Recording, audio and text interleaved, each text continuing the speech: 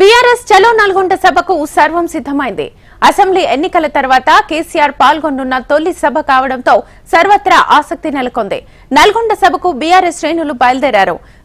దీనికి మాజీ సీఎం కేసీఆర్ వస్తున్నారు. ఆయన ప్రసంగం ఎలా ఉంటుందన్నది ప్రస్తుతం హాట్ టాపిక్ అవుతోంది. కేఆర్ఎంబీ అంశంపై నిన్న తెలంగాణ అసెంబ్లీలో ప్రభుత్వం పవర్ పాయింట్ ప్రజెంటేషన్ ఇచ్చింది. అయితే నిన్న సభకు కేసీఆర్ రాలేదు.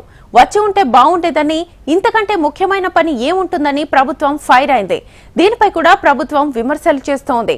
ఓడిపోయినా కేసీఆర్ దొరతనం ప్రవర్తన మారలేదని మండిపడుతోంది.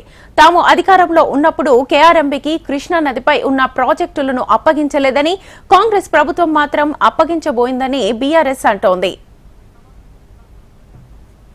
ఇదే అంశానికి సంబంధించి సభా ప్రాంగణం నుంచి మా ప్రతినిధి అశోక్ లైవ్ ద్వారా మరిన్ని డీటెయిల్స్ అందిస్తారు. అశోక్,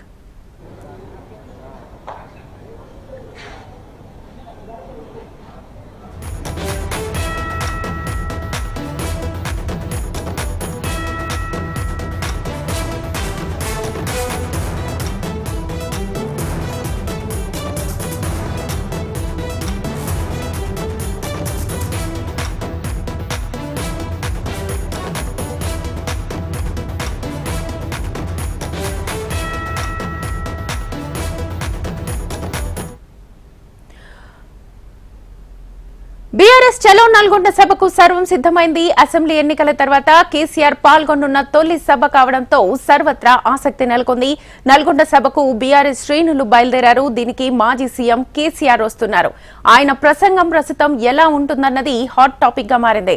ఇదే అంశానికి సంబంధించి సభా ప్రాంగణం నుంచి ఫుల్ డీటెయిల్స్ మా ప్రతినిధి అశోక్ అందిస్తారు లైవ్ ద్వారా. అశోక్,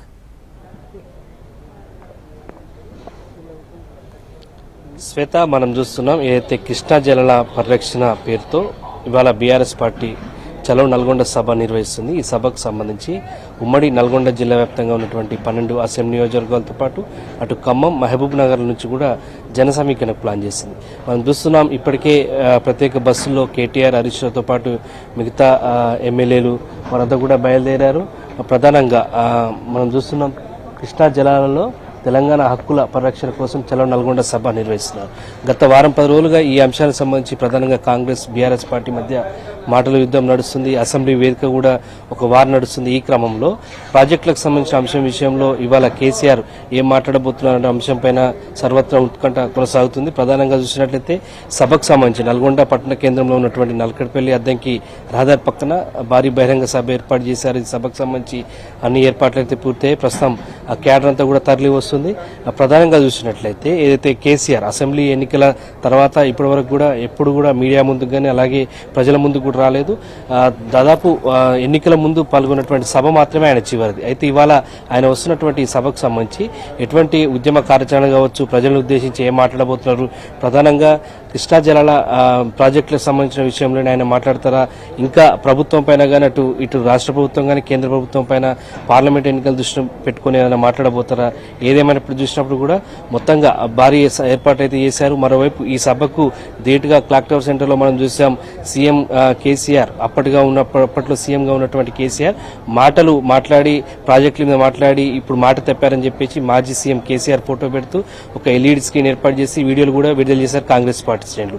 దానికి ధీటుగా ఇప్పుడు సాయంత్రం సభ కూడా ఇప్పుడు జరుగుతుంది. సాయంత్రం సభ సంబంధించి 3 గంటల నుంచి సాయంత్రం 7 గంటల వరకు జరిగేటువంటి సభకు అన్ని ఏర్పాట్లు అయితే పూర్తయ్యాయి. మనం చూస్తున్నాం క్యాడర్ అంతా కూడా ప్రస్తుతం ఇక్కడ సభా ప్రాంగణాన్ని చేరుకుంటుంది. కొంతమంది ఉన్నారు. బ్రదర్, ఎక్కడ నుండి వచ్చారు మీరు?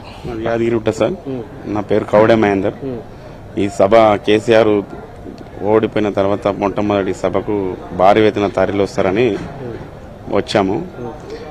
కృష్ణా జలాల మీద నీళ్ళ అవగాహన కోసం కేసీఆర్కు పూర్తి అవగాహన ఉంది. కేసీఆర్ కాళేశ్వరం కానీ మేడిగడ్డ కానీ కట్టిన అనుభూతితోని ఆయన స్వచ్ఛందంగా సేవలు అందించాడు ప్రజలకు. ప్రజలలో సేవలు అందించిన కేసీఆర్ గారిని ఇలా ప్రజలు కేసీఆర్ గారు గెలుస్తారు అనుకున్నారు తప్ప ఆ విధానంతో ముందుకెళ్ళాలి. ఇలా రేవంత్ రెడ్డి ఆయనతో మనం అంటే చూడొచ్చు. ఇప్పుడైతే క్యాడర్ చేరుకుంటున్నారు. ముఖ్య నేతలు అయితే సభకు సంబంధించి అంటే కేసీఆర్ ఏం మాట్లాడబోతున్నారు, ఏం చెప్పబోతున్నారు అనే విషయంలో మాత్రం వారికి కూడా క్లారిటీ లేదు. కానీ ఖచ్చితంగా ఆయన ఈ అసెంబ్లీ పెడితే బీఆర్ఎస్ పార్టీ అధికారం కోల్పోయిన తర్వాత మాజీ సీఎంగా ఉన్నటువంటి కేసీఆర్ ఈ సభకు వస్తున్నారు. ఈ సభ బర్నింగ్ ఇష్యూగా ఉన్నటువంటి కృష్ణా ప్రాజెక్టులకు సంబంధించిన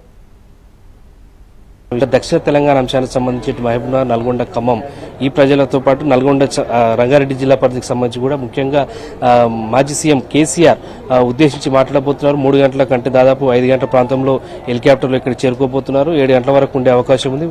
పోయే క్రమంలో సభ ముగిసిన తర్వాత ఇక్కడ నుంచి వెళ్లేటువంటి క్రమంలో రోడ్డు మార్గాన్ని వెళ్లే అవకాశం ఉంది. కానీ దానికి ముందు మాత్రం ప్రస్తుతం బీఆర్ఎస్ పార్టీకి సంబంధించినటువంటి ఎమ్మెల్యేలు, మాజీ మంత్రులు, ఎంపీలు, ఎమ్మెల్సీలు రైట్ అశోక్, థ్యాంక్ యూ.